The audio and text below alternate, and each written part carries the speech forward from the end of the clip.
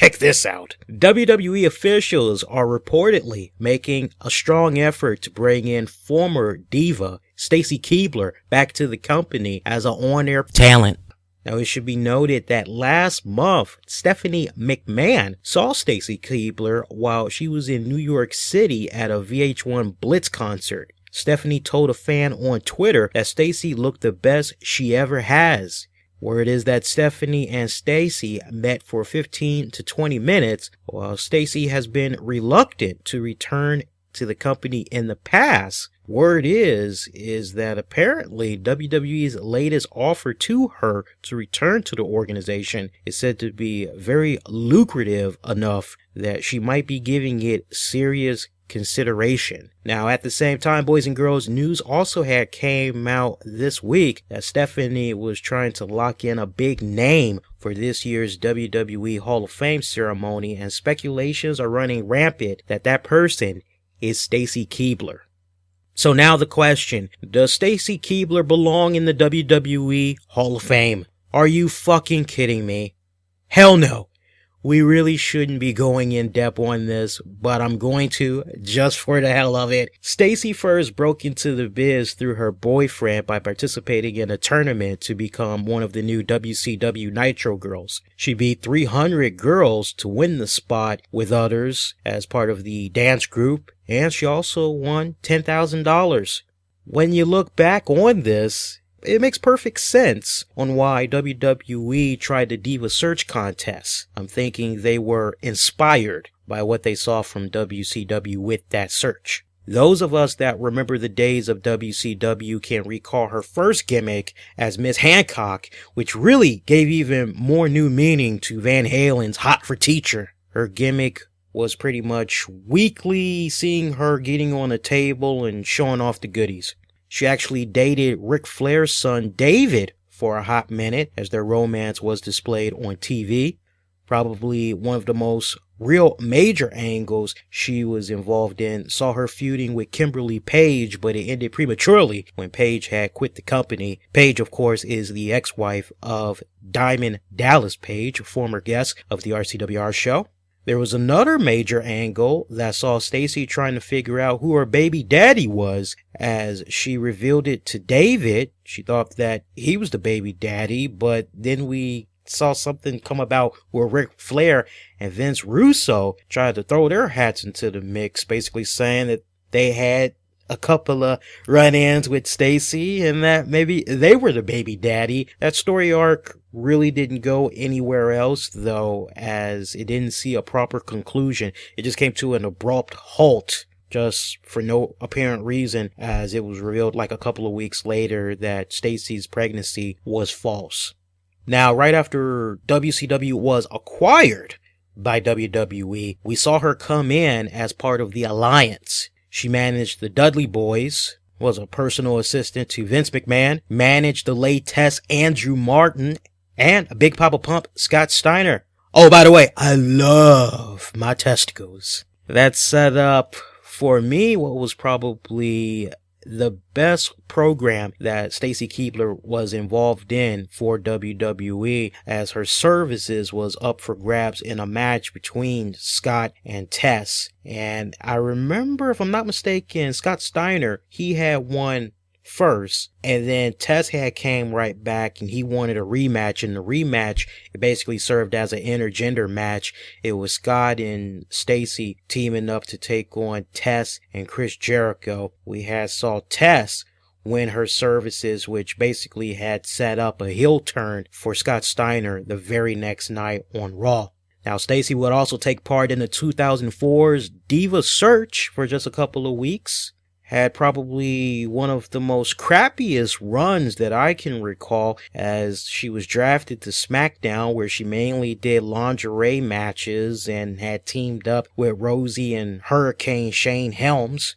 Realizing her career was probably going nowhere in the WWE like a Lita or a Trish Stratus, Stacy had asked for time off to take part in ABC's Dancing with the Stars series. and did pretty well there, and the rest is pretty much history, boys and girls, as she hasn't given WWE the time or day since, although there was a brief cameo that she made in 2011's Tough Enough series. She was dating actor George Clooney for a few years and has pretty much just been enjoying life, not really thinking about wrestling, not doing anything wrestling related, almost giving a cold shoulder to her previous life. One could kind of look at it as maybe she was even embarrassed to admit that she had anything to do with the wrestling industry. Now, would I personally like to see Stacy brought back to the WWE for the role that they're trying to get her in? And if it's legit, I say, yeah, I wouldn't mind seeing her in some type of an on-screen role. I've seen a few highlights of her hosting a show on Lifetime called Supermarket Superstar, where it's basically folks trying to get help from home chefs for their product to be sold in supermarkets. Yeah, she does a pretty good job at that. She's still young, only 34 years old. Fucking smoking hot, as I'd suck her toes any day of the week. She's freaking hot like that. But when it comes to her being inducted into the WWE, no, daddy-os, I'm not buying that. Now, if WWE were to introduce a hottest piece of ass Hall of Fame, yeah, I think she should probably be the first inductee into that. But as far as the actual WWE Hall of Fame goes, I think it would just be a slap in the face to those that are very deserving of going in. Let's look at it from the female standpoint for a moment, as far as the female talents that have still not gone into the WWE Hall of Fame. Lita hasn't gone in. Probably one of the most underrated female wrestlers of all time for WWE, I feel. The Southern Chocolate Belle, Miss Jacqueline, isn't in. Victoria, aka Tara. Molly Holly. Melina. I'd get an earful from my good friend Primetime Amy Lee if I didn't mention this next name, Luna Vasan. She should go in just for the great body of work that she's done for various wrestling promotions. Not to mention she was also the manager for the late Bam Bam Bigelow. And she was the first female to be part of a WWE video game back in 1994. Beth Phoenix, Alundra Blaze, aka Medusa, Michelle McCool. Somewhere out there, Brock Lesnar is probably going to be smiling at this one, but I feel Sable should go in, as Sable was the first diva to pose for Playboy and really opened the door for other divas to go on and get other types of work as well. I feel she should definitely go in, no mistake about that.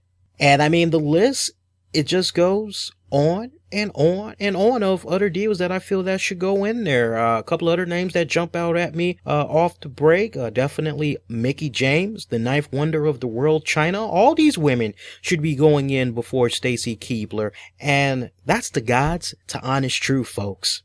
Don't even get me started on the male wrestlers, as that's like an entirely different other topic, and that'll just go into another episode. But just thinking about what had went down with last year's WWE Hall of Fame. Bruno Sammartino went in there. Then you got this year, you see the Ultimate Warrior, Jake the Snake Roberts. It's really kind of coming off as though WWE is building up great steam, and they're building such with veteran fans from back in the day, and they need to keep that going. I think adding Stacy would make the Hall of Fame, I feel, go back to being nothing more than a joke. Then again, the Hall of Fame, it could very well continue to be a joke right now, since it's not open to the public. The fans can't vote on who they want to see go into the Hall of Fame. This is pretty much up to those internally within WWE, but I really feel this would be a joke if Stacy Keibler were to go into the WWE Hall of Fame. It is definitely bad for business. And honestly, how the hell can you put somebody in the WWE Hall of Fame that for the most part of their career dealing outside of the wrestling business has turned a blind eye to the company? Honestly, if Stacy Keibler had any type of class and dignity, she should turn down the WWE Hall of Fame. Enough said. I've said all my piece on that one. Sign off. Let me know what you guys think. You can hit us up on Twitter at the RCWR Show.